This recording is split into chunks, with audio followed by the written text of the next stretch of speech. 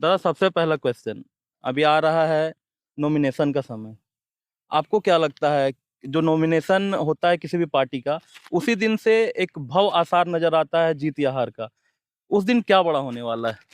देखिए, जयराम दा का निर्देश है कि हम लोग संयमित रूप से जी। नॉमिनेशन करेंगे और हम लोग लगभग 2 लाख की भीड़ के साथ नॉमिनेशन में जाएँगे हम्म। और भीड़ के साथ ही हम लोग ये दिखा देंगे कि गिरिडीह जिले में परिवर्तन होने जा रहा है। जी। रोकिता, जब से हम आपको देख रहे हैं, जब से जेबी कैसेस में आप एक्टिव हुए हैं, लगातार आप इस गिरिडीह क्षेत्र के लिए काम कर रहे हैं, लोगों को जोड़ रहे हैं अपनी पार्टी के साथ। क्या लगता है सबसे बड़ा मुद्दा क्या है जिसके कारण जयराम के तरफ, जयराम दा के तरफ लोगों को आना चाहिए? हम टाउन एरिया के लोगों को भी समेट के अगर बात करें तो। देखिए, सबसे बड़ा मुद्दा तो ये है कि कोई भी व्यक्ति जब से झारखंड अलग हुआ है, जी। 2000 के बाद कोई भी ऐसा व्यक्ति नहीं आया जो सत्ता के सिंहासन को हिला सके। हम्म। या तो सत्ता से समझौतावादी लोग आए हैं, या उससे पहले भी जो क्रांतिकारी व्यक्ति थे, सब सत्ता से समझौता करके बैठे हुए थे। लेकिन पहली बार एक ऐसा व्यक्ति है जो समाज के निम्नतम पायदान पर रहने वाला व्यक्ति, हम्म। समाज के शीर्ष को चुनौती देता है। इसलिए लोगों में एक आशा जगी है जी। कि जयराम महतो को समर्थन करना चाहिए। जी। आप जब निरीक्षण की टीम से मिले, हुँ। इनसे आपकी बातचीत हुई होगी, क्या लगता है ऐसा कौन सा मुद्दा छूट रहा है आपसे या जो कवर करना चाहिए इस टाउन एरिया में? मैं टाउन एरिया को फोकस इसलिए कर रहा हूँ क्योंकि इस क्षेत्र में आप बहुत एक्टिव है, आप काम कर रहे हैं लगातार, इधर लोगों को जोड़ रहे हैं। मैं आज इसी एरिया के बारे में बात कर रहा हूँ। सबसे पहले तो युवाओं के ऊपर फ़ोकस करके राजनीति होनी चाहिए। हम्म।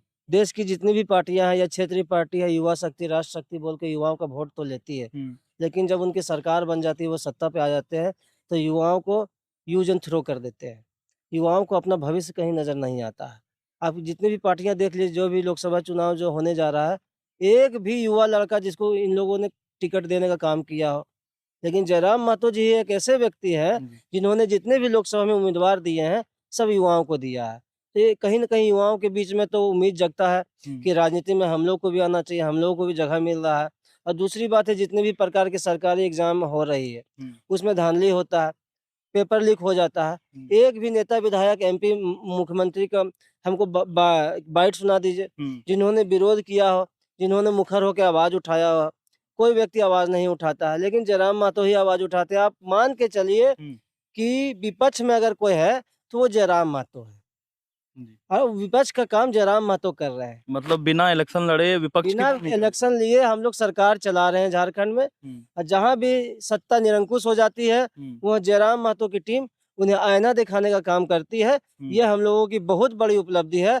इस उपलब्धि को लेके हम लोग जाएँगे, जल, जंगल, ज़मीन की बात करेंगे, भाषा, संस्कृति, सभ्यता की बात करेंगे, हम्म। झारखंडियत की बात करेंगे, पलायन के खिलाफ जाएँगे, भूख के खिलाफ बात करेंगे। तो हम जानते हैं जनता हमें वोट देगी और इस बार जो वोट होने जा रहा है, या क्रांति के लिए वोट होने जा रहा है। हम्म। यहाँ और कोई दूसरा मुद्दा नहीं चलेगा, परिवर्तन के लिए वोट होगा।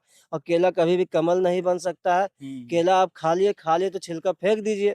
अब उसको आप केला को कमल कैसे आप बता सकते हैं? इसका मतलब कि जनता को ठगा जा रहा है। हम्म। यहाँ भाजपा की टीम नहीं है, यहाँ हमारा डायरेक्ट जो चुनाव होने जा रहा है वो केला से होने जा रहा है। और जी। इस बार जो केला है पूरी तरह से सड़ गया है, पिलपिला गया है, गीला हो गया, हम्म। इसे लोग नहीं खाएँगे। रोकिता, सत्ता पहले भी बदले हैं, आप किस पर भरोसा करते हैं? सत्ता परिवर्तन के साथ व्यवस्था परिवर्तन की सिर्फ सत्ता परिवर्तन? देखिए, सत्ता परिवर्तन हमारा कोई मकसद नहीं है। हम्म। अगर ये पार्टियाँ व्यवस्था परिवर्तन कर देती, हम्म। तो हम लोग जैसा युवा क्यों राजनीति में आता? हम लोग अपना जहाँ काम-धंधा कर रहे थे, रोज़ी-रोज़गार चल रहा था, पेट भर रहे थे, परिवार हम्म। पाल रहे थे, कोई मतलब नहीं था। लेकिन ये लोग जो हैं, जो युवाओं को पॉलिटिक्स से दूर रखते हैं हम्म। और जो इनकी मानसिकता जो भोथर हो गई, थेथर हो गई है, इनकी मानसिकता से अब हमारी सभ्यता को, हमारी संस्कृति को लूटना-खसोटना, बर्बाद करना है हम्म। और ज़मीन का दोहन करना है, तो अब वो युवा ये चलने नहीं देगा। जयराम महतो के पीछे हम लोग लगे हुए हैं और इस बार हम लोग व्यवस्था परिवर्तन कर देंगे। जी रोकिता, धन्यवाद। और लोगों से मिलते हैं हाँ। तो इन्हीं के टीम मेंबर से और मिलवाते हैं। क्या नाम है भैया आपका? मेरा नाम मनीष यादव होगा। कहाँ घर हुआ आपका? मैं अगदोनी कला से हूँ। दोनी कला। जेबी कैसेस में आप किस किस पद से कार्यरत हैं? मैं गिरिडीह का प्रखंड अध्यक्ष हूँ। गिरिडीह का आप प्रखंड अध्यक्ष है, जो सदर क्षेत्र है गिरिडीह का, उसमें क्या रिस्पॉन्स लगता है आपको? जयराम दा की पार्टी यहाँ टिक रही कि नहीं टिक रही है? एकदम 100% टिक रही है और फुल सपोर्ट मिला। ग्रामीण क्षेत्र में तो जयराम दा को फुल सपोर्ट है। ग्रामीण क्षेत्र में। और अगर हम टाउन एरिया की बात करें, क्योंकि एक प्रमुख वोटर हमारा जो नगर निगम है गिरिडीह का, वहाँ के भी लोग हैं। टाउन एरिया में थोड़ा मेहनत करना पड़ेगा अभी हम लोग को, और जी। थोड़ा मेहनत भी कर रहे हैं अभी। ग्रामीण क्षेत्र में जो लोग हैं वो किन मुद्दों पर जयराम दा को पसंद कर रहे हैं? ग्रामीण क्षेत्र में जैसे खतियान के लिए हो गया, हम्म, यही सब मुद्दा के लिए सब उसको सब युवाओं के लिए काम, जैसे सीजीएल परीक्षा एग्जाम सारा लीक हो जाता है, हम्म, उसके लिए सारा जयराम दा का मतलब हर मतलब कदम उठाते हैं हम्म। इसीलिए। अगर हम आपसे ही पूछें तो आप जयराम दा से क्यों जुड़े या जेबी कैसेट से क्यों जुड़े? क्यों आपका रुझान इस तरफ आया था? जयराम दा युवाओं के लिए काम करते हैं हर वक्त, हम्म, खतियानदारी के लिए, हम्म, हर चीज़ के लिए काम, युवाओं के लिए, खासकर हम युवा हैं तो हम्म, युवाओं के लिए जयराम दा काम करते हैं, इसलिए हम उनसे जुड़े हैं। जी। इसी क्रम में हम बढ़ते हैं रॉकी नवलदा के साथ। क्या नाम है भैया आपका? मेरा नाम सनोज कुमार साहू है। कहाँ से आए हैं? ब्रह्मौरिया पंचायत से हैं। बरमोरिया से। जी, एक सवाल है। जी। आप युवा हैं, जी। जयराम दा भी युवा है, लगातार युवाओं की आवाज़ उठा रहे हैं। बड़े-बड़े जो सत्ता मठाधीश है, वो यहाँ से इलेक्शन लड़ रहे हैं गिरिडीह से, आपको पता है लोकसभा।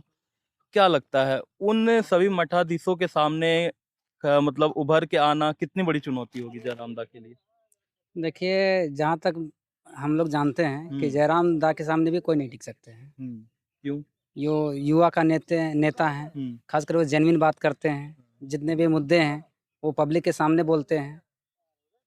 जयराम दा का सबसे अच्छा आपको क्या पसंद आया जिससे आप उनसे जुड़ गए? जयराम जी का सबसे ज़्यादा हमको बात पसंद आया हुँ, कि युवाओं का एक सबसे बड़ा मुद्दा बात उठाए हैं जयराम दा। हुँ, उनके लिए अच्छा, ये हम युवा हैं तो हमारे लिए क्या सबसे ज़्यादा ज़रूरी है? हुँ, हम लोग इतना क्यों पढ़ लिख रहे हैं? ताकि हुँ, कुछ कर सकें युवा पीढ़ी लोग। हुँ, लेकिन देखिए, जितने भी सरकारी संस्थाएँ हैं, हुँ, डायरेक्ट सरकार सीट को बेच दे रही है, हुँ, या तो वैकेंसी नहीं निकाल रही है, या निकाल भी रही है तो बहुत बहुत कम निकाल रही है, और जो भी निकाल रही है, उसको डायरेक्ट खरीदा जा रहा है। हुँ, तो हम लोग क्यों पढ़े लिखे हैं? जी। हम लोग का यही मुद्दा है। हम लोग सिस्टम चेंज करना चाहते हैं। यदि ये नेता लोग यदि सिस्टम चेंज करते हैं, हम लोग नेता क्यों चेंज करते हैं? हम लोग भी युवा हैं, हम लोग कुछ करना चाहते थे, पढ़ना लिखना चाहते थे, हुँ, कुछ करना चाहते थे, लेकिन राजनीति में आने का मेन मुद्दा हम लोग का यही है हुँ, कि हम लोग को सिस्टम चेंज करना है।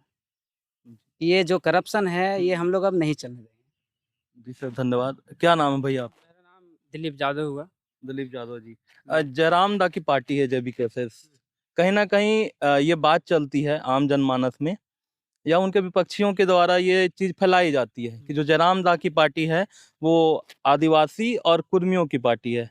इस चीज़ का आप जवाब कैसे क्लैरिफ़ाई करेंगे इसको सभी के लिए? इस बात को आप भले-भाँति से अवगत होंगे हुँ, कि जयराम दा के पार्टी में सभी वर्ग के उसमें शामिल हैं। हुँ, या आप पिछड़ा है, अति पिछड़ा है, हुँ, बैकवर्ड सब, दलित है, महादलित है, सभी समाज है। हुँ, और उस सभी समाज उसको ऊपर चढ़-बढ़ के उसको समर्थन दे रहा है। हुँ, तभी आज जयराम दा हमारे गिरिडीह लोकसभा में एगो मतलब मजबूत नेता के रूप में आ रहा है। हुँ, और हम आपको ब समझना चाहेंगे कि जयराम महतो का इस बार हुँ। इतना वोट आएगा, कितने वोट की उम्मीद करते हैं आप लोग? हम तो 7 लाख पार करते हैं। अच्छा, 7 लाख वोट आएगा। जी। 7 लाख वोट से कम नहीं आएगा।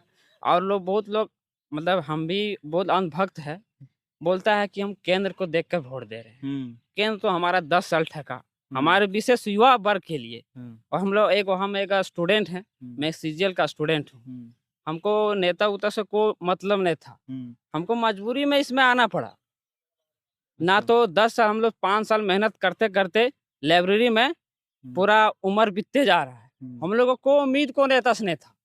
लेकिन इसका विचार देख कर हम लोग आज इसका समर्थन देने का काम किए हैं। एक चीज़ हम जनता से बोल देते हैं, हमारे जितने भी अंकल होंगे, चाचा होंगे, दादा होंगे, हुँ, उसे बोलते कि केंद्र का वोट कर देते। एक हम ऐसा सांसद गिरिडीह का चुन कर भेजेंगे ना, हुँ, एक बोल्ड सांसद जिसको हुँ, बोल्ड माना जाता है, जो मतलब जिसे हमारे गिरिडीह मुद्दा को हुँ, मतलब संसद में गरजेगा ना, तो वहां से गरजेगा तो हमारे गिरिडीह हुँ। चमकेगा। वैसा सांसद को हम लोग भेजने का काम करेंगे। जय जी, आप निरीक्षण टीम में हैं, हुँ। युवा से मिल रहे हैं। नहीं, हम आप निरीक्षण टीम में नहीं हैं। बरमोरिया का हम उपाध्यक्ष हैं। अच्छा, आप उपाध्यक्ष हाँ, हैं। बरमोरिया पंचायत। लोगों को कन्विंस करना कितना मुश्किल है या आसान है जयराम दा को लेकर?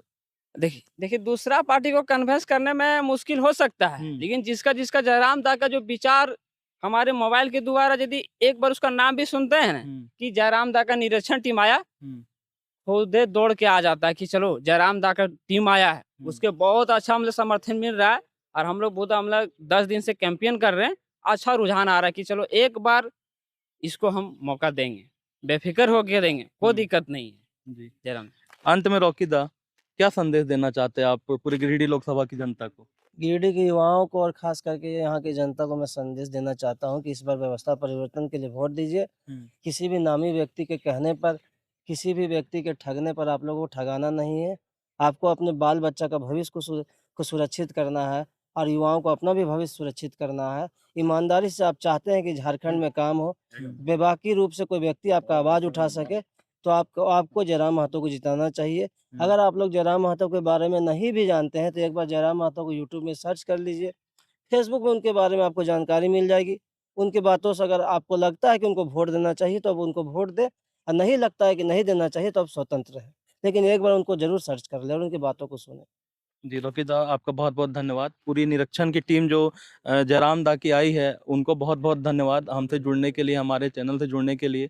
अग्रिम जो चुनाव है, उस चुनाव के लिए मेरी पूरी टीम की तरफ से आप सभी को बहुत-बहुत शुभकामनाएँ और बहुत-बहुत धन्यवाद। एक साथ हम बोलेंगे जोहार झारखंड, जोहार झारखंड। जय झारखंड।